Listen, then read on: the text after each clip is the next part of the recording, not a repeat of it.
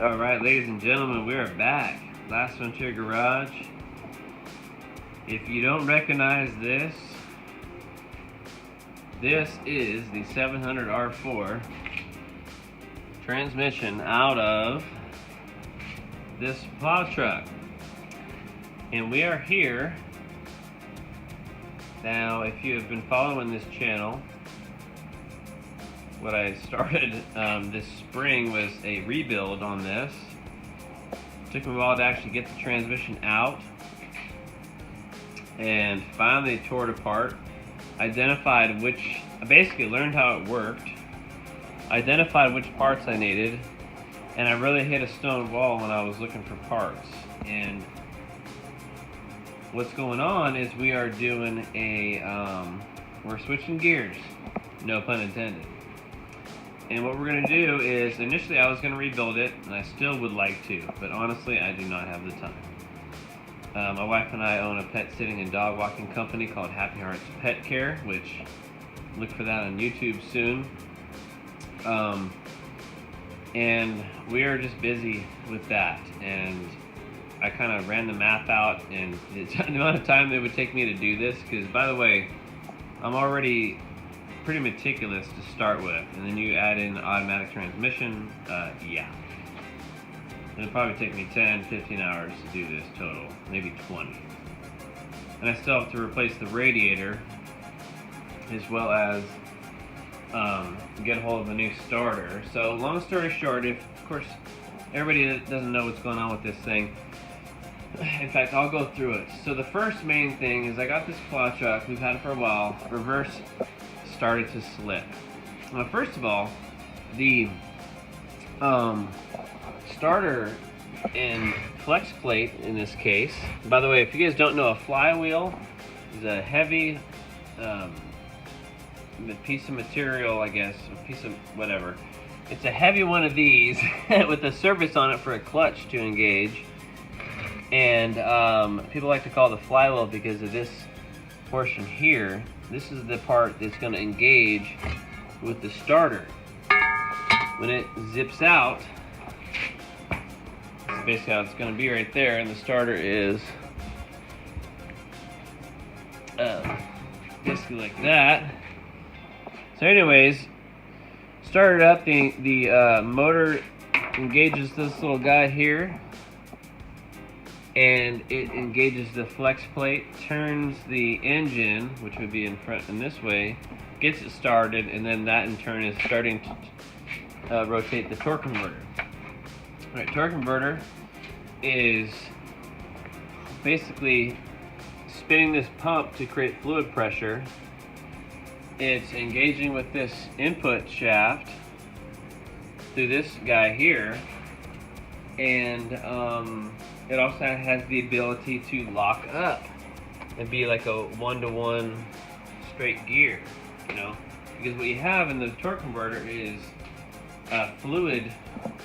The best way I've seen it was on Eric the Car Guy's channel, and he held two fans. If you hold up a fan right in front of another fan, it's going to start turning. That's exactly how these work, but with fluid rather than air. And this is the pump of the transmission. That's going to start obviously directing fluid in the right spots. This is the part that's going to slip onto the torque converter, and this part inside is hooking up to this. So I think this is I'm going to call it input drum. In fact, I know this is the reverse input drum. This goes over the top of that, and maybe not. Actually, I'm tripping. Okay, the pump goes on top of that. This ends up, I think it may, anyways guys, I learned that this, I haven't got a video on how this all works, because this is a very intricate puzzle, as you can see. But basically it's kind of an order. This goes inside here and houses all these clutches. And what the clutches do is engage pistons, or wait, excuse me, the fluid pressure that's generated by this pumping through the valve body into into this maze of fluid, this labyrinth of fluid. So that pump is pumping. Ooh, I don't like that rust. Oops, sorry. I don't like that rust forming on that bad boy. It's a park and fall. This thing slipped into, where's it at? The reverse, this bad boy here. So let's start at the top here. I've been getting ahead of myself. Fluid is pumped through everywhere by that bad boy. And what it does is it engages these pistons, which you can see one here. I'm so sorry, y'all. This is just totally unscripted, as you probably can tell right there.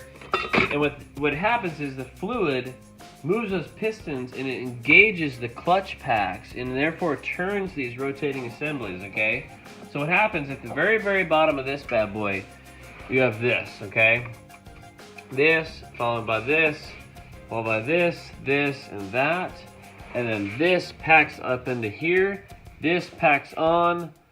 This packs, that's so funny, I cannot recall. I think that does, that slips over this, and then the pump goes on top of that. That's right, there you go. So this does. It's amazing. Then this band engages the outer part to turn on another gear. So it's all about fluid pressure using a series of pneumatic on-off switches to engage certain clutches and certain bands to turn this magical assembly called the planetary set. Sorry, I'm trying to do this. I need to remember that it's on this corner. So this set right here, this is amazing, the planetary gear set. You got a sun gear, planetary. It's just amazing. I mean, if y'all, I've marveled at this whole setup. So anyways, the reason why I'm not rebuilding it is because it would take me way too much time, and that's what I don't have right now. I really, really do want to do this. I even drilled a hole. By the way, as you can tell, this, sorry, I'm trying to get transfer to my phone here. 1, 2, 3, 4. 4-inch thick. I drilled through that with the hole saw, and then cut it out with the Sawzall to have this thing stand in there. Which, let me do this real quick. Let me set this bad boy up.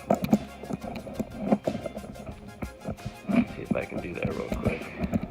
I got one of these little stands for my wife's shoulder surgery, but it is not that great. Okay, here we go. I need to invest in a better one. So this goes in just like I would be working on the other side of the bench. And this basically fits in just like that. Alright. So that's how I would be working on it. You know, from that end, loading it. So, guys, I'm really just documenting this because I really did want to rebuild this thing. I got to replace this starter because the gears are, well, you know, I don't like about filming with my phone is I have to constantly focus. I need an autofocus. If you guys know about autofocus stuff, let me know. This is starting to wear down, and this is starting to wear. Oh, you can see it going right there. This is the main reason why I tore this apart. I couldn't start it hardly. Okay, you see that ridge right there? On the right side, here. This is hard to do with this sneaking phone here. Sorry, this is like the most terrible filming ever. Alright.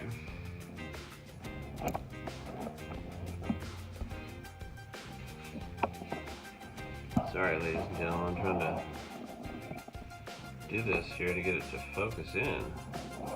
Alright, obviously you can see that there. So the starter was just grinding into that, and when the starter landed right here and I would try to start it, it would no starty. And so as you can see, it had quite the area to overcome. Now when I rotated the engine, it would bite into this section, that would be good.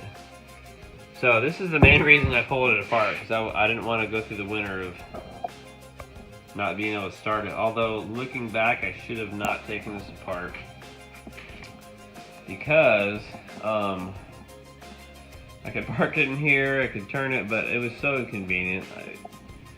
It was not a very good way to travel. So anyway, it was happening more and more. So we're gonna take this thing in to get it rebuilt. I made some friends out there in the transmission world, and I'm gonna catalog and get all this basically bundled up and dropped off tomorrow. And the next time you'll see a video is I will record the reinstall, because I didn't record the when I took it out of the truck, and I did not record the disassembly either, mainly because I was just trying to get it done.